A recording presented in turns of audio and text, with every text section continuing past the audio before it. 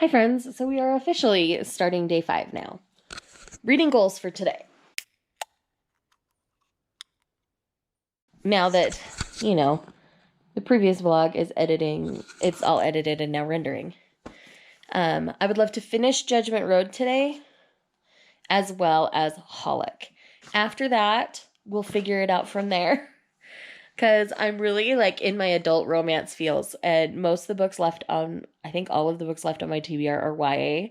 So I might be completely, changing my TBR, guys. And I'm sorry, I do this when it comes to these kinds of readathons. The other thing I might do after this is read Strobe Edge, because that ensures that for Readorama, I've read every color. So after that, I can just kind of read what feels good. I would feel less guilty, I think, is what it's coming down to. So I want to finish my current reads before I decide what I'm going to do there. But either way, you'll get all of Strobe Edge in one vlog, whether it's this vlog or the next vlog. It will all be contained just in one vlog. I'm not going to spread it out over more than 2 days. Sorry, it's 9:45 in the morning. This video's rendering, and then it's going to go up.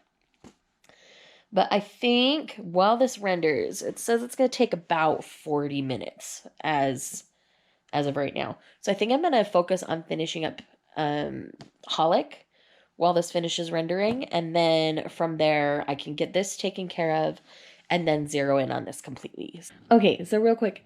Do Watanuki and Demeki become a thing later? Because if they do, I'd totally ship it. And I would be all about that. But yeah, it's being hinted at this point, and I'm like, I would be okay with this. Alrighty, so I just finished the 3rd volume of Holic, or the first omnibus, and I really am enjoying this. I definitely understand why people love Holic so much. It makes me want to explore the Clampverse a whole lot more, and I'm really excited to go on that journey. And there's references to Chobits in the 3rd volume and stuff. It's just really, really fun. I really, really enjoyed this. And I'm really excited that I listened to everybody and picked this one up. So we'll definitely be seeing more Holic on the channel in future. So there's about 10 minutes left on the video. I'm going to start working on the thumbnail for this one. Well, I can't really till it's finished. So I think I'm going to read another chapter in Judgment Road before I finish this up and then keep going here. So far, so good. And like I said, I've finished Holic. So that's one thing I wanted to accomplish today done. And then I've got about 200 pages in this. So that should take me a few hours. I tend to read this one a little bit slower because sometimes I feel like I have to go back and get some little finer details, which I don't have to do really often in these kinds of romances, but I really am very interested in the details, so I like to make sure I get them right. So it takes me a little more time than normal to read it, but I still really, really enjoy it. So plan is to finish this next and get this video up. So I'm hoping to have the video up, let's see. It says it's 10:18 right now. I'm hoping to have it up by noon at the latest. I might even just schedule it for noon and then just have my lunch break come at that same time. I'm not 100% sure. But either way, I'm gonna get to that and get to some reading, and I will chat with you guys when I have more to say. Hi friends. So it's been a little bit since we chatted. I'm now a little over 300 pages into Judgment Road, and there was basically kind of a PTSD moment with Reaper in this novel. There was a PTSD trigger in Vendetta Road as well, and the way it all went down felt very real.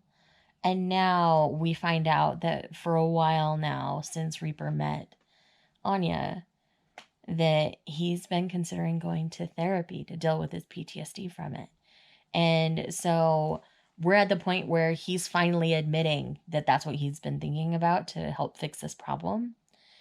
And I love that I've got this big burly biker who's now talking about therapy, because therapy is a completely healthy thing to be talking about. And I love that it's being talked about in this book for lots of reasons. Highlight song.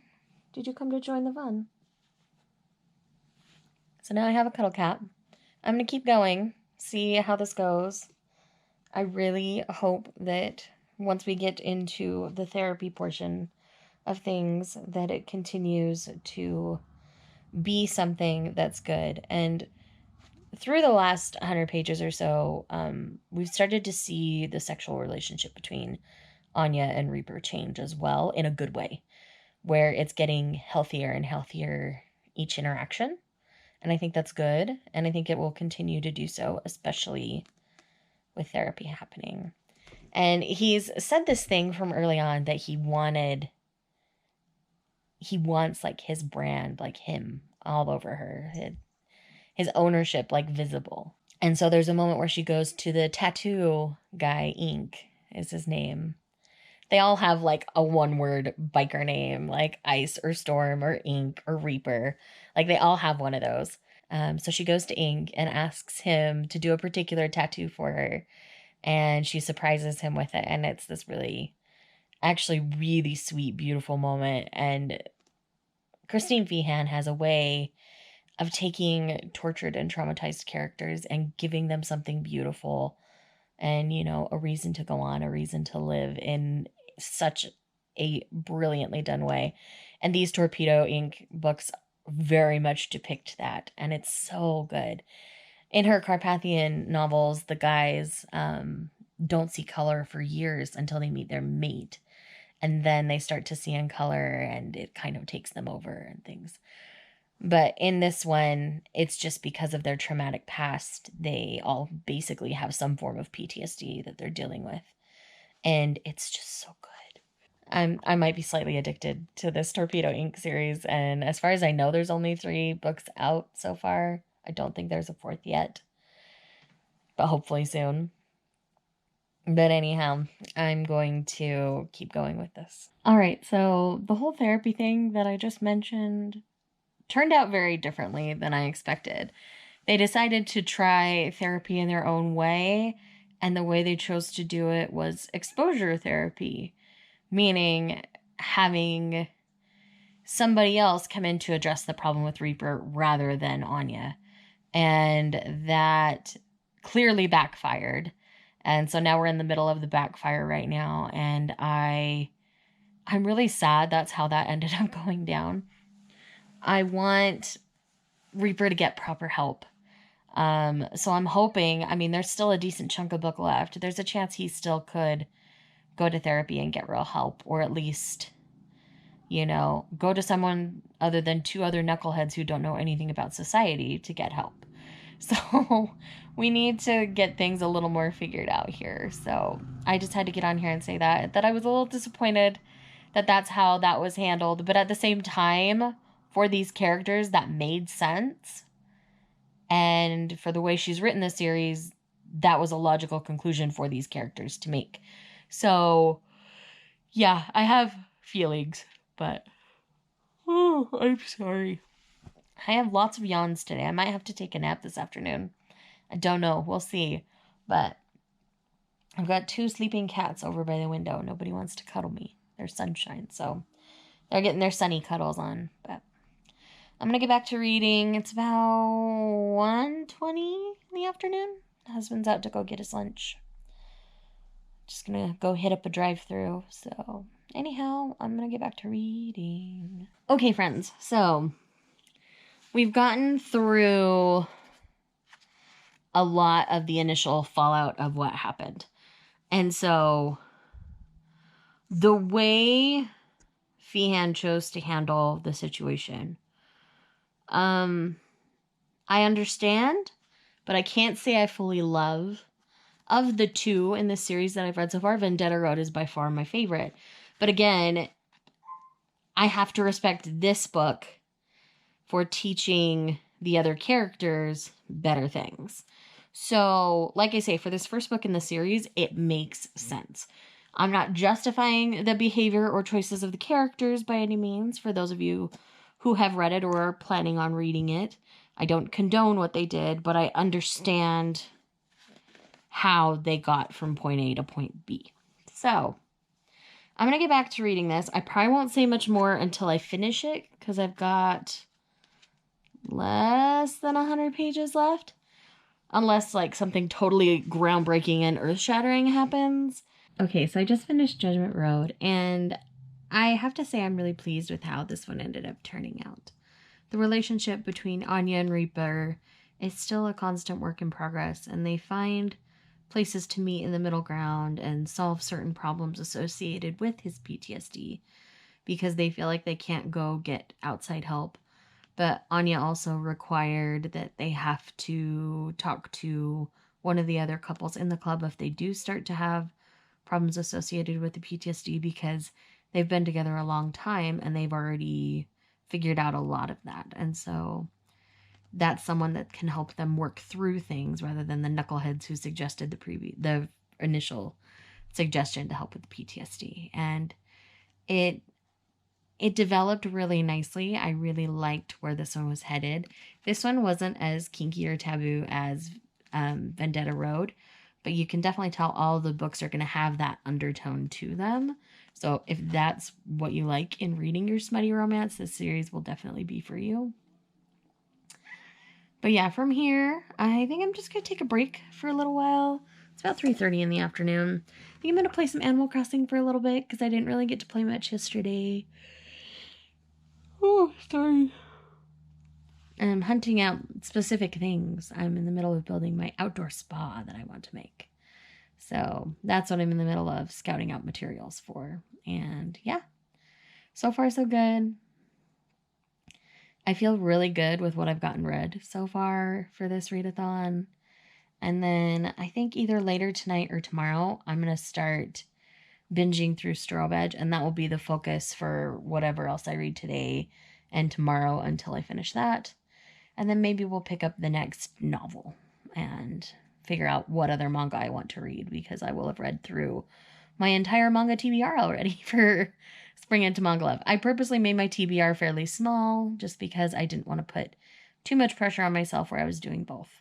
And I wanted more people to feel like they could participate freely. So it's really fun. I've had a really good time so far. I'm enjoying seeing everybody's content. I'm sorry I've been bad at sharing it. Life's just, I've been focusing on reading rather than being a good readathon host. I'm awful. But anyhow, I'll talk to you guys later. Hi friends. So I've decided it's time to get back to reading, and I'm going to start diving into Strobe Edge rather than doing something different. So I just want to remind you guys, I have read the first 4 volumes of this series, but I have not read the entire series. So this will also be a reaction vlog for Strobe Edge because I do plan to finish this by end of day tomorrow. So I'm going to see how many I can get in tonight. I've got a little snack here with me to keep me going, and I'm going to go ahead and dive right into rereading the first 4. It's been a little bit since I've read it. I remember basics, but I want to get into the finer details so I can make this a true reaction vlog for you guys. So I'm excited. Let's dive in. See, the thing about Saki Saka, this mangaka, she loves complicated relationships. And in this one, we kind of have a love square, I guess you could say. So we have Ren and Ninako at the top, and then we have Daiki, and then we have, what's her name? We just saw her name. Where'd it go? Sayuri. So Sayuri likes Daiki. Daiki likes Ninako. And Ninako likes Ren, but Ren has a girlfriend. And that happens to be Daiki's sister. And so it's all sorts of complicated. There's lots of feelings. But it's really sweet and really cute at the same time. That is something that Saki Saka really excels at in all of her series. And this one is definitely no exception. I believe this was her first translated work. I don't know if it was her first published work, but it's the first one translated in the US. Her most popular one is Aoharu Ride, or the new Love Me, Love Me Not. But yes, Volume 1 was still solid and good. Time to dive into Volume 2. And Volume 2 complete. In Volume 2, Ninako confesses to Ren, but because Ren has a girlfriend, he says, "No, I have a girlfriend, I'm sorry." She's like, "I know, I just wanted you to know my feelings." And they move on, they try to be friends. People at school are weird about it, even his friend Ando. And Ando seems to be developing feelings for Ninako. So it's one of those things where everybody's going to start to like Ninako, even though Ren's the popular guy. And there's a group of girls who are trying to exile Ninako because she was trying to remain friends with Ren, and they all felt bitter after being rejected by him. So anyhow, it's always interesting how these stories end up developing for me. I always end up enjoying the journey that is an Iosaki Saka or an Iosaki Saka, however you pronounce it. I'm not 100% sure. Story. So on to volume 3 we go. I forgot a bit about Ando's persistence in this third volume in particular. He's very forward with Ninako to the point where he keeps saying, you have to get over him. You have to get over him, even if you have to use me to do it. And it's just one of those tropes that happens a lot, but obviously I don't agree with it. But yeah, the plot obviously is thickening. Ren is realizing that he and Ninako understand each other in a way that he doesn't have with his current girlfriend. And the current girlfriend sees it too, and she's starting to get all insecure and weird about everything. So anyhow, this is Ando on the cover, by the way. And Ando as a character is really interesting. He's a good guy at heart, but he's been really hurt. So he does what he can to protect himself. And I gotta respect a boy for that. So yes, now we're going to move on to volume 4.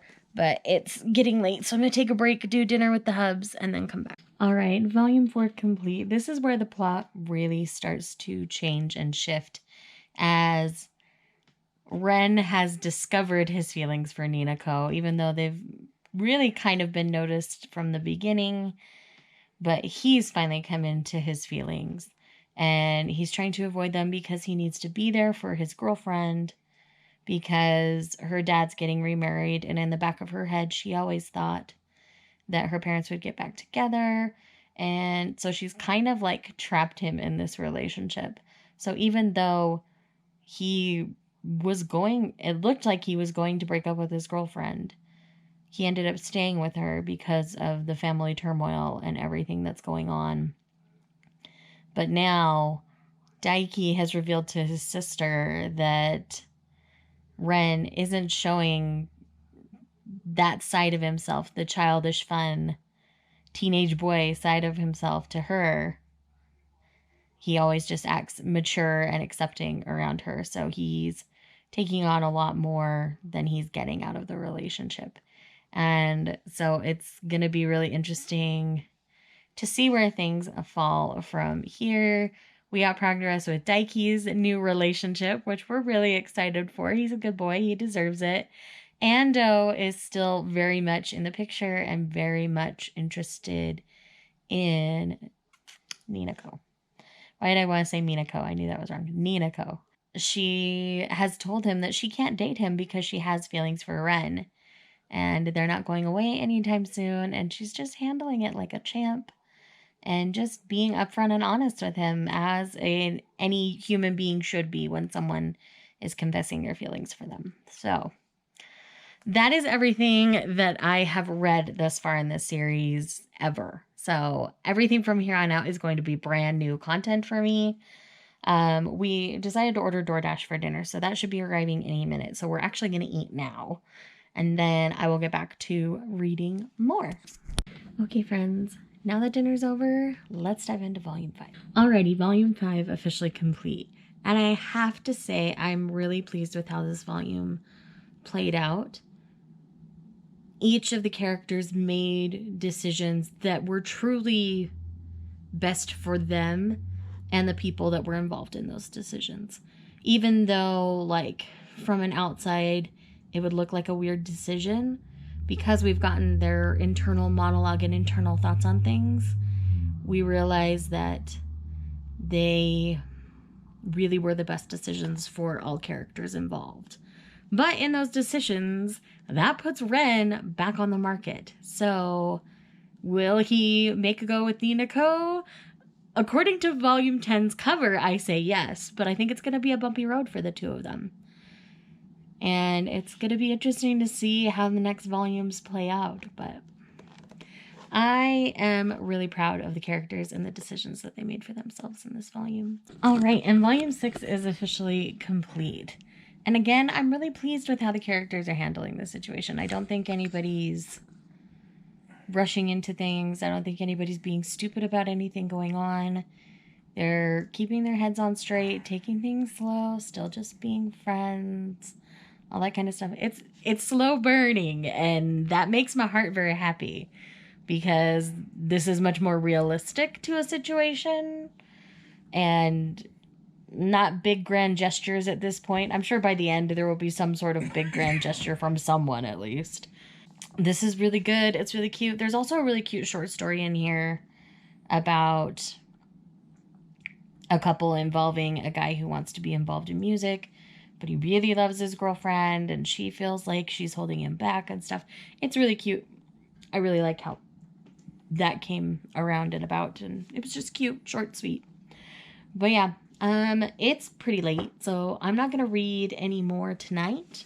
I'm going to read the other 4 tomorrow morning, and then we'll figure out what I'm going to read next.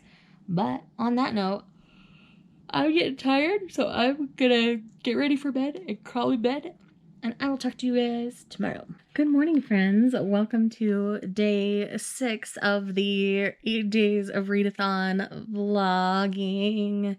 So I just finished volume 7 of Strobe Edge, and I really love some of the character progression that we got in this one. Ren has always had this friend kind of in the background who, like, was almost rooting against the possibility of Ren and Ninako, and now we got his reason as to why. And that made a lot of sense for me, and it does tie into one of our other characters, and it was just really well handled. Like, I was so pleased with the direction of this volume. Like, this series is seriously, like, underrated. Yeah, it's a bit older, but I don't know why more people don't talk about Strobe Edge. Strobe Edge is fantastic, and it has its dramatics to it, but it's not overly so. Like, it presents realistic situations, and the reactions are realistic to the situation. And I do love that even though Ren is single, he and Ninako aren't immediately rushing and starting dating.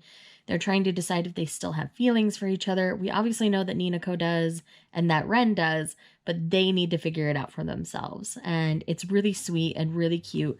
Like I say, I really love the direction of the series a lot. So I've got 3 more volumes to go. Let's dive into the next one.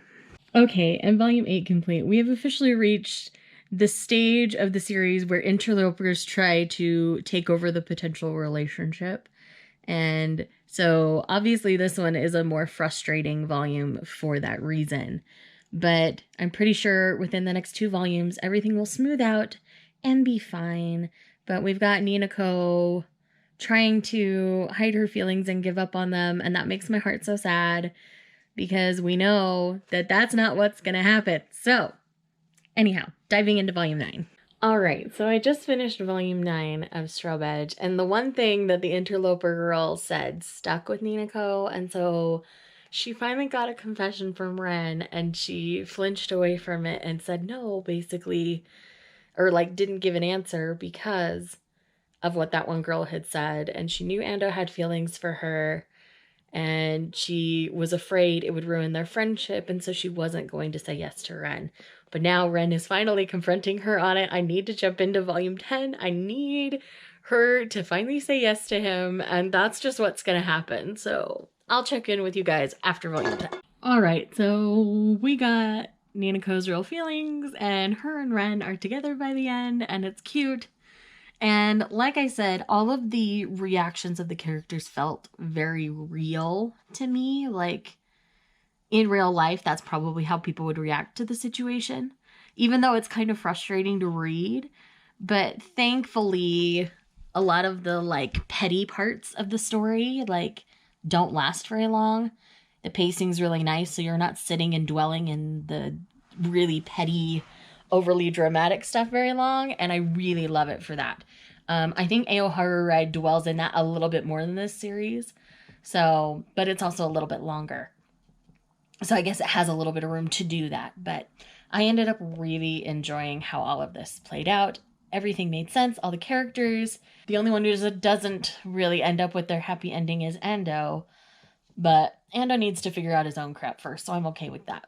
And like I said, I'm just really, really happy with how it all played out. The friendship was still safe between Ando and Ren, even though it'll take some time. And Ren and Ninako are adorable. You see them go on their first date as a bonus story in this one after the proper story ends, and that was really cute and very them, and I loved it. So yeah, all in all, Strobe Edge is a solid series, and I think it's going to end up on my favorites shelf. I think I'm going to swap this one out with Dream and Sun because I enjoyed this one a little bit more. And yeah, that's kind of where I'm at the moment. And I'm living my best life with this. It was fantastic. So I've been reading all morning. I'm going to take a little bit of a break, take care of a couple of things, probably start editing this vlog because there's a lot of clips to put together. And then from there, we will pick out my next read. I've got a couple of things I'm considering because with Readorama, all the colors have been covered now between reading Strobe Edge because it has every color of the rainbow on their outfits on these covers. So I'm definitely covered for my rainbow challenges, and that's really good. From there, we'll definitely be seeing a lot of Manga Sunday. So I might pick up another book to tackle the rest of today and part of tomorrow, and then we'll just jump into manga from there. I'd like to get one more novel in if I can, just because my novel TBR is large and my manga TBR is not. So I would love to get at least one more novel in. There's a couple things I'm considering, so I'll mull that over while I take a little bit of a break, and I will chat with you guys in a little while. Okay, friends, so these are the two books that I would love to get finished by the end of day tomorrow. I think I'm going to start with the Blacksmith Queen and then move to this one, just to give myself a little bit of space from my Torpedo Ink guys for a minute, and try a fantasy romance for a minute. This one has a little more red, and that's probably one of the colors I least have in what I've read. This one's lots of blues and purples and stuff, so I think I'm going to leave that one for last, but I want to focus on this one, so I'm going to go take a bath, get going on this, and I'm just feeling gross, and my back is kind of sore, so I wanted to soak in the tub for a bit, and I'll read this, and then after I finish this, we'll jump into this, and hopefully get them both finished by the end of Saturday. Okay, friends, so I'm about 50 pages into the Blacksmith Queen now, so I figured I should tell you. And hi, Light Song. You here for another visit?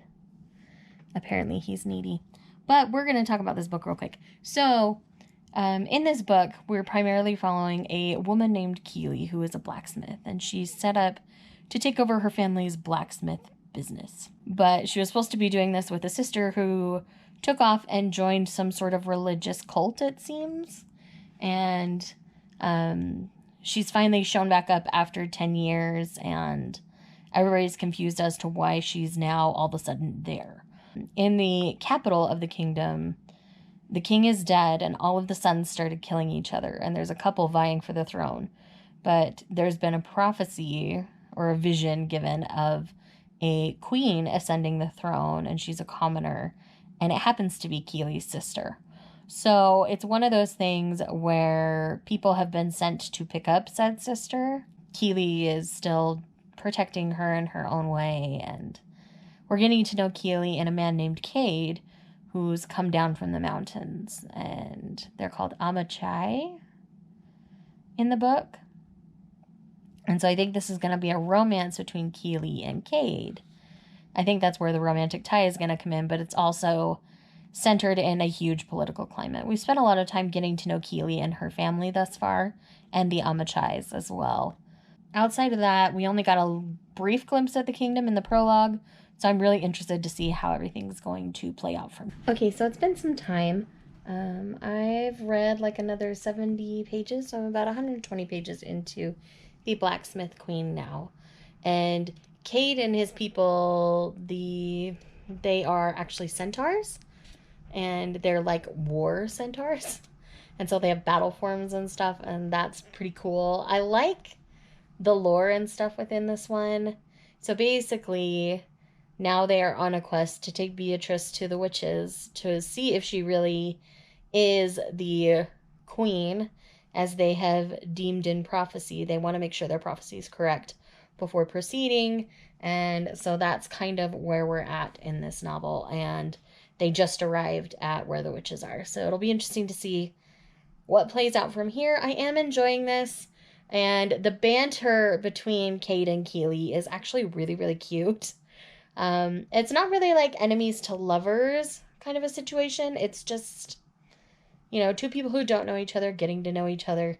And there's just this really witty banter. And he's definitely like the quiet, grumbly type, where I always think of her as kind of like this Viking type woman who should be named Helga. Like, I don't know why. She's a blacksmith, so she's got these big, broad shoulders, and they've used that in her description several times. And, you know, she's just a big, tough woman. And so I don't know why that's the image that comes to my head when I think about her. And then we've got this big, burly, grumpy centaur man, and she's seen his battle form, and it's beautiful. And yes, so it's good. I'm enjoying it. Okay. So, in the 30 pages since we last chatted, all hell broke loose in this book. Beatrix, the sister that was headed to the witches, is much more conniving and on the political side of things than we ever even realized. Everything is, like, up in arms. Places are being attacked. Keely was basically almost killed by her sister. Like, this is good. I'm probably not going to say too much till I finish the book, just because it's one of those things where I don't want to spoil it, because one, it's not very long, and two, it's really good so far. So I will check in with you guys once I finish this one, and yes, we will chat. Okay, friends, so I just finished The Blacksmith Queen by G.A. Aiken, and this is obviously book 1 in a series. There's still a lot more story to be told, and so I am genuinely looking forward to the next book. I felt like everything developed really nicely and organically for the story. The slow burn relationship was fantastic for me. It is between a centaur and a human, so we love to see it. And for a fantasy romance, this was really well done. It definitely is more fantasy than romance, so it bridges that line really well, but it does do the romance right, which is why you'll find this in the romance section at the bookstore. Like, I just picked this up at Barnes & Noble on a whim, and I'm so glad I did, because this was really solid. I ended up really enjoying it. I don't know why more people aren't talking about it. Maybe more people haven't tried it. I don't know. But I ended up enjoying this just as much as Phoenix Unbound by Grace Draven. I felt like they were similar yet different. Language in this one is a lot more crass, so if that's going to bother you, beware of that. But yeah, I really enjoyed this. I recommend it. Solid 4 stars, I would say. And yeah, don't have too much more to say without spoiling you with the things that I've already said, but I genuinely enjoyed it, and I'm definitely looking forward to the next book. So I'm going to end this vlog here. Thank you guys so much for checking out another vlog. When you guys see this, the day it uploads, I will be a guest on the quarantine stream, the manga quarantine stream. It's on Dendor's channel, I believe, this time. I'll leave a link to his channel down below. I'm not 100% sure who the other guests are going to be, but we'll have Elias from the Manga Reader and Dendor at least. I'm not sure who else is going to be there. I haven't heard. But they usually have 5 to 6 creators on at a time. And yeah, I'm just genuinely excited to do this. It's going to be fun. We're going to be talking manga. They usually have questions, and they go, Elias and Dendor, who host it, they have questions and we go back and forth. They're all manga related. So if you're here for my manga content, definitely check out the manga quarantine stream. It starts at noon my time on Saturday. So I believe that's 2 p.m. Eastern. So yeah, come spend your Saturday afternoon with us, and it'll be a good time. And I will see you guys in the next one.